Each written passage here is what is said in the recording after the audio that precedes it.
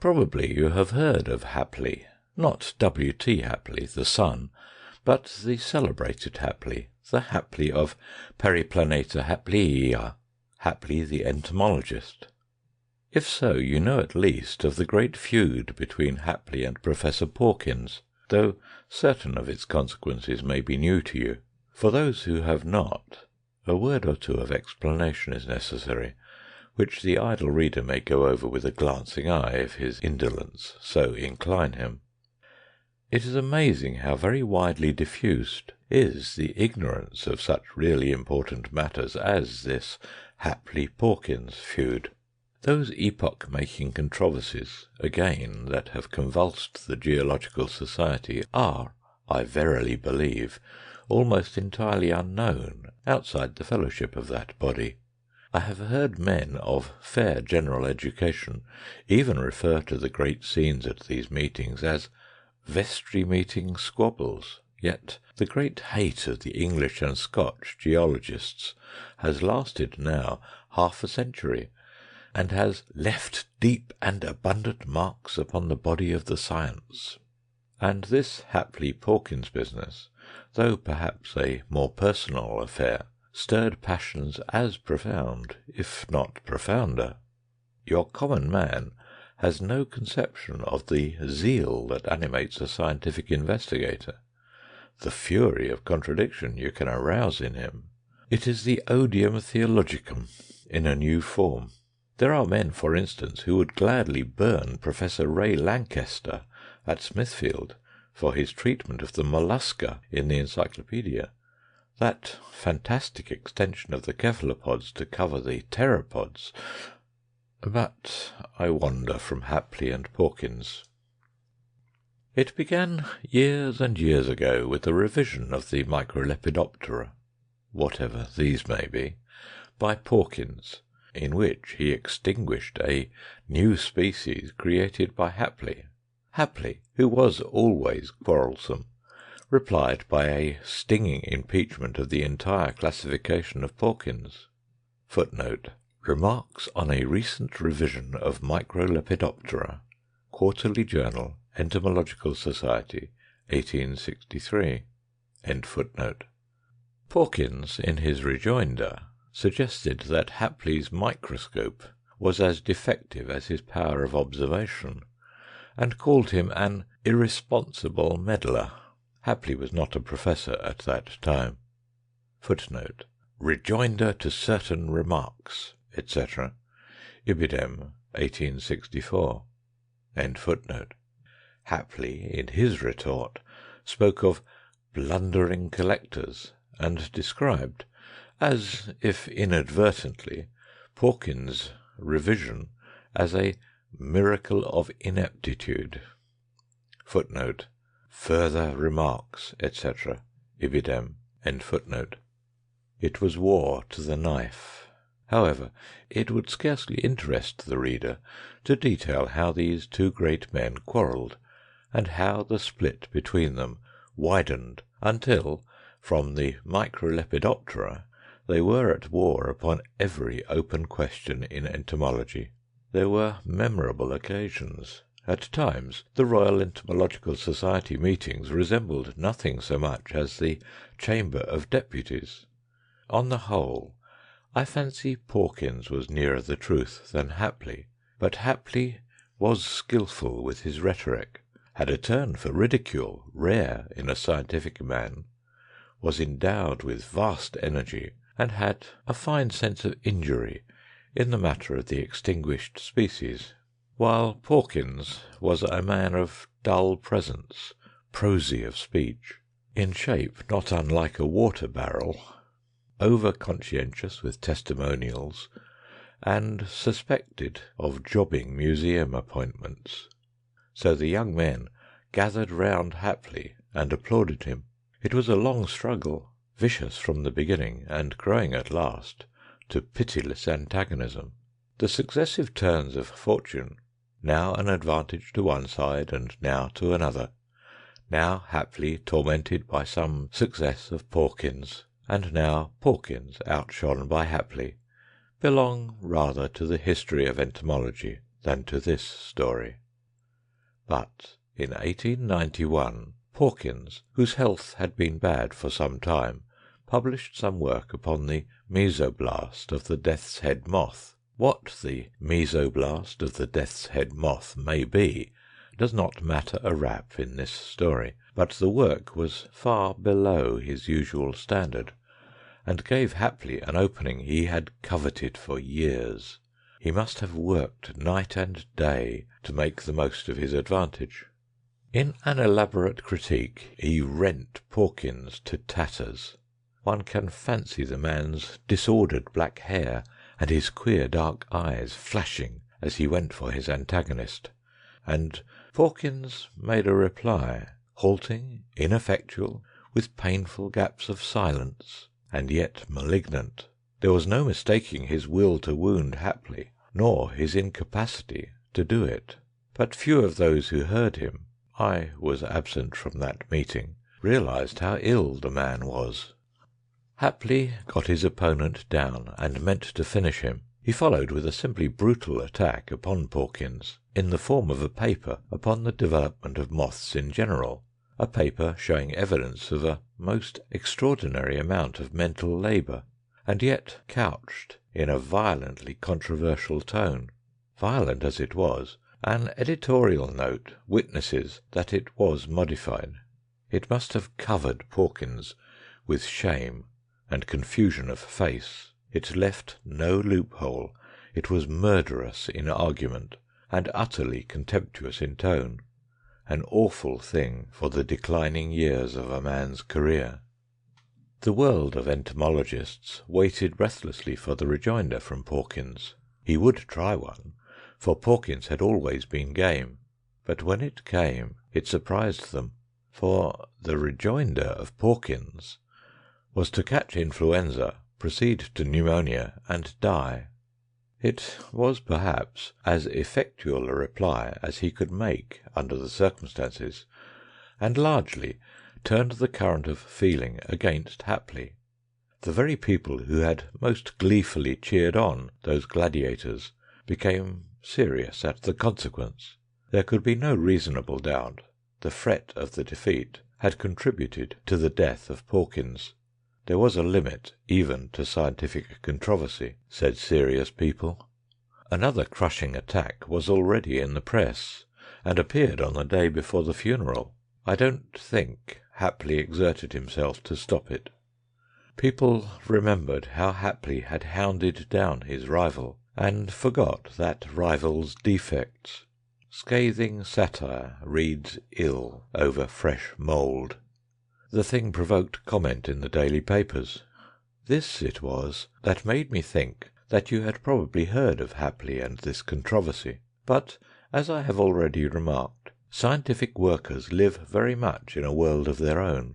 Half the people, I dare say, who go along Piccadilly to the Academy every year could not tell you where the learned societies abide. Many even think that research is a kind of happy family cage, in which all kinds of men lie down together in peace. In his private thoughts, Hapley could not forgive Pawkins for dying. In the first place, it was a mean dodge to escape the absolute pulverization Hapley had in hand for him, and in the second, it left Hapley's mind with a queer gap in it. For 20 years he had worked hard, sometimes far into the night, and 7 days a week, with microscope, scalpel, collecting net, and pen, and almost entirely with reference to Pawkins.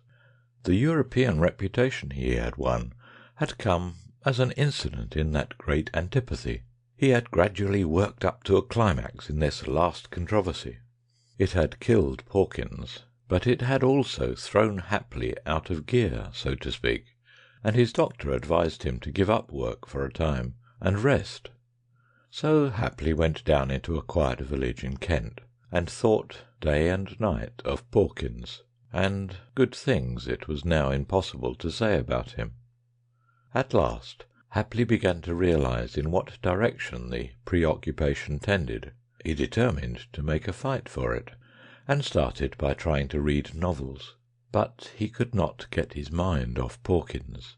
White in the face, and making his last speech, every sentence a beautiful opening for Hapley. He turned to fiction, and found it had no grip on him.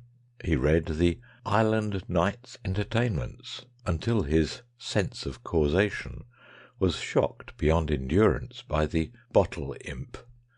Then he went to Kipling, and found he proved nothing besides being irreverent and vulgar. These scientific people have their limitations. Then unhappily he tried Besant's Inner House, and the opening chapter set his mind upon learned societies and Porkins at once. So Hapley turned to chess, and found it a little more soothing. He soon mastered the moves and the chief gambits and commoner closing positions, and began to beat the vicar. But then the cylindrical contours of the opposite king began to resemble Porkins, standing up and gasping ineffectually against checkmate, and Hapley decided to give up chess. Perhaps the study of some new branch of science would, after all, be better diversion. The best rest is change of occupation. Hapley determined to plunge at diatoms, and had one of his smaller microscopes and Halibut's monograph sent down from London. He thought that perhaps if he could get up a vigorous quarrel with Halibut, he might be able to begin life afresh and forget Porkins. And very soon he was hard at work, in his habitual strenuous fashion, at these microscopic denizens of the wayside pool. It was on the third day of the diatoms that Hapley became aware of a novel addition to the local fauna. He was working late at the microscope, and the only light in the room was the brilliant little lamp with the special form of green shade. Like all experienced microscopists, he kept both eyes open. It is the only way to avoid excessive fatigue. One eye was over the instrument, and bright and distinct before that was the circular field of the microscope, across which a brown diatom was slowly moving. With the other eye Hapley saw, as it were, without seeing. He was only dimly conscious of the brass side of the instrument, the illuminated part of the tablecloth, a sheet of notepaper, the foot of the lamp, and the darkened room beyond. Suddenly his attention drifted from one eye to the other. The tablecloth was of the material called tapestry by shopmen, and rather brightly coloured. The pattern was in gold, with a small amount of crimson and pale blue upon a greyish ground. At one point the pattern seemed displaced, and there was a vibrating movement of the colours at this point. Hapley suddenly moved his head back, and looked with both eyes. His mouth fell open with astonishment. It was a large moth or butterfly, its wings spread in butterfly fashion. It was strange it should be in the room at all, for the windows were closed. Strange that it should not have attracted his attention when fluttering to its present position. Strange that it should match the tablecloth. Stranger far that to him, Hapley, the great entomologist, it was altogether unknown. There was no delusion. It was crawling slowly towards the foot of the lamp.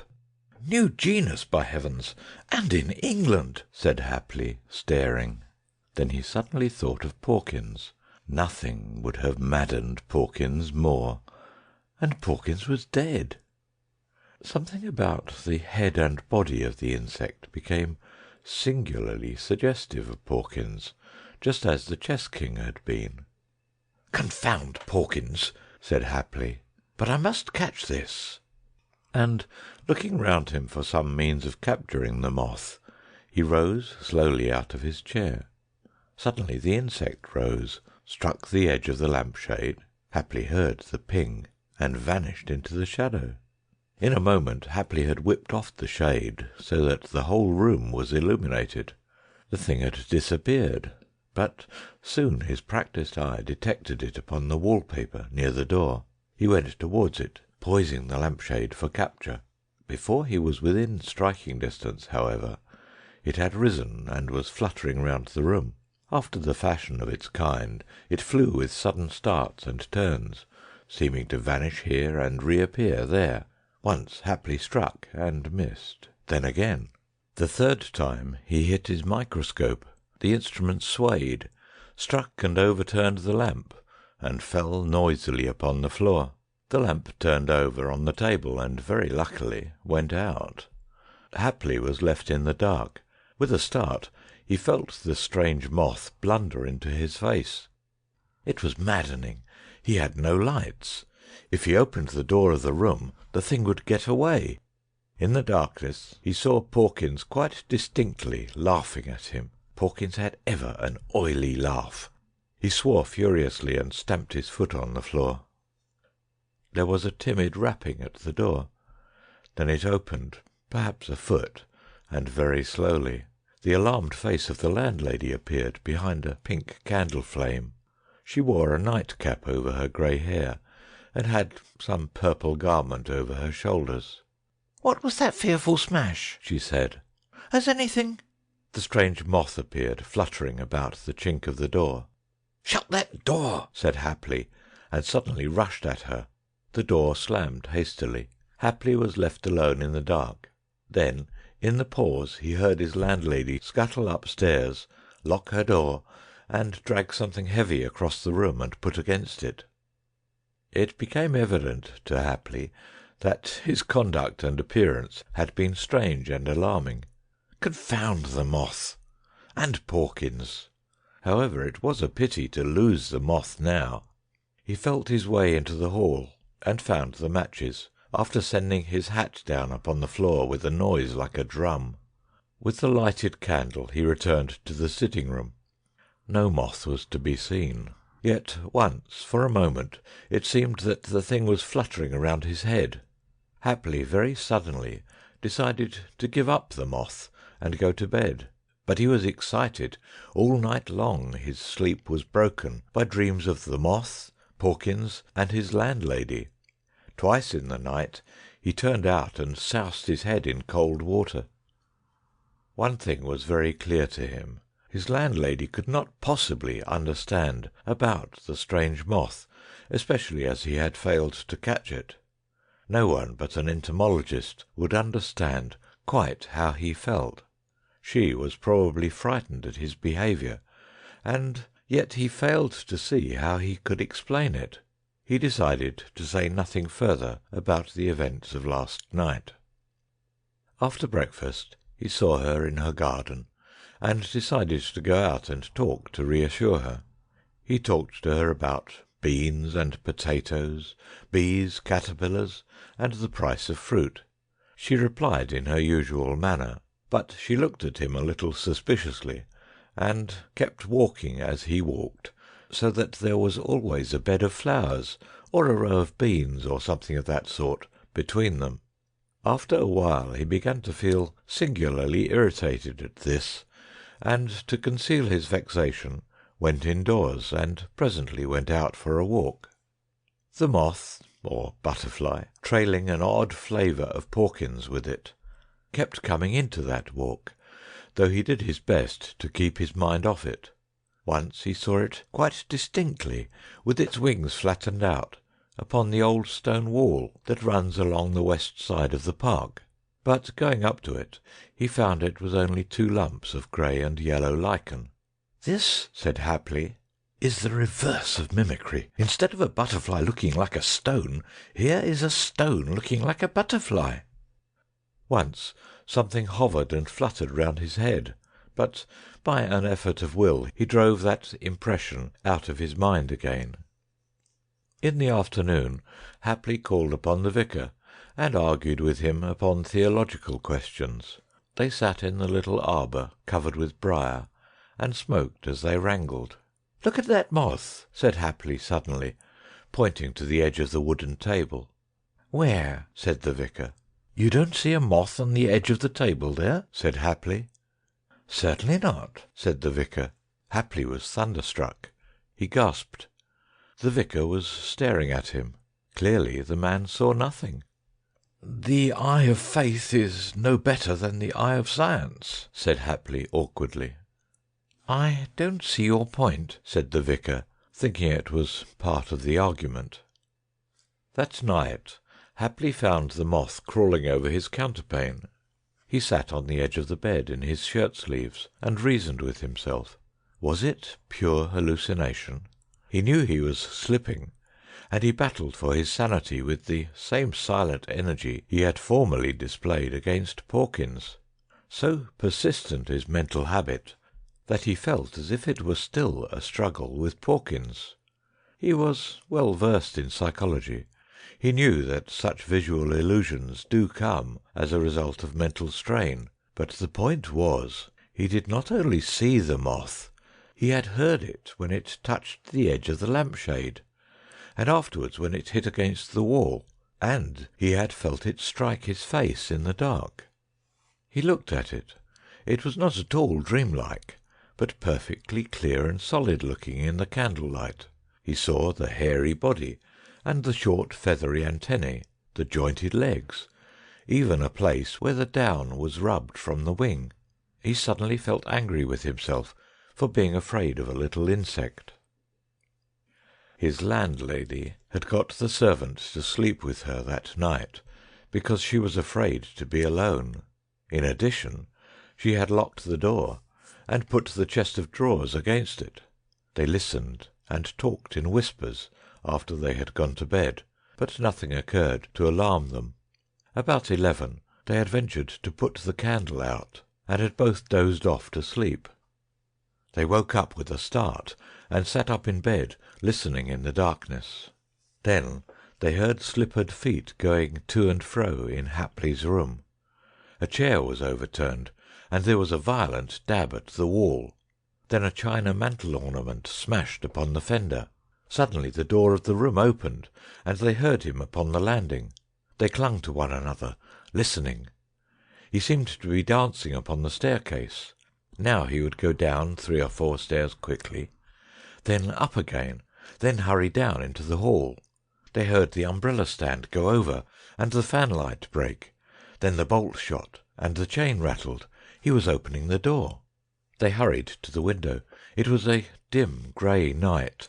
An almost unbroken sheet of watery cloud was sweeping across the moon, and the hedge and trees in front of the house were black against the pale roadway.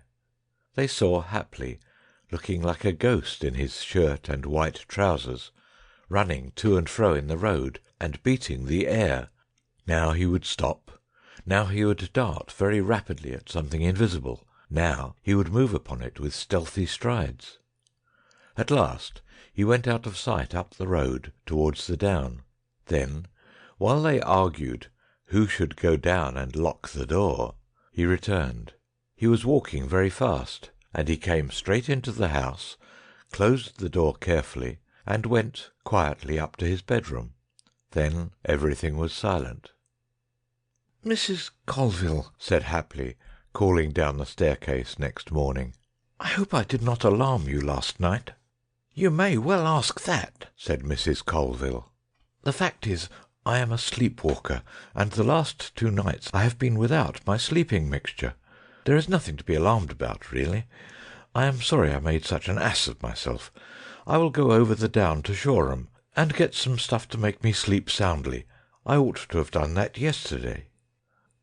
But halfway over the down, by the chalk pits, the moth came upon Hapley again. He went on, trying to keep his mind upon chess problems, but it was no good. The thing fluttered into his face, and he struck at it with his hat in self-defence. Then rage, the old rage, the rage he had so often felt against Porkins, came upon him again. He went on, leaping and striking at the eddying insect. Suddenly he trod on nothing, and fell headlong. There was a gap in his sensations, and Hapley found himself sitting on the heap of flints in front of the opening of the chalk pits, with a leg twisted back under him. The strange moth was still fluttering round his head. He struck at it with his hand, and turning his head, saw 2 men approaching him. One was the village doctor. It occurred to Hapley that this was lucky. Then it came into his mind with extraordinary vividness that no one would ever be able to see the strange moth except himself, and that it behoved him to keep silent about it. Late that night, however, after his broken leg was set, he was feverish and forgot his self-restraint. He was lying flat on his bed, and he began to run his eyes round the room to see if the moth was still about. He tried not to do this, but it was no good. He soon caught sight of the thing resting close to his hand by the night-light on the green tablecloth. The wings quivered. With a sudden wave of anger he smote at it with his fist, and the nurse woke up with a shriek. He had missed it. "That moth!" he said, and then, "It was fancy, nothing." All the time he could see quite clearly the insect going round the cornice and darting across the room, and he could also see that the nurse saw nothing of it and looked at him strangely. He must keep himself in hand. He knew he was a lost man if he did not keep himself in hand. But as the night waned, the fever grew upon him, and the very dread he had of seeing the moth made him see it. About 5, just as the dawn was grey, he tried to get out of bed and catch it, though his leg was afire with pain. The nurse had to struggle with him. On account of this, they tied him down to the bed. At this the moth grew bolder, and once he felt it settle in his hair. Then, because he struck out violently with his arms, they tied these also. At this the moth came and crawled over his face, and happily wept, swore, screamed, prayed for them to take it off him unavailingly. The doctor was a blockhead, a just qualified general practitioner, and quite ignorant of mental science. He simply said there was no moth.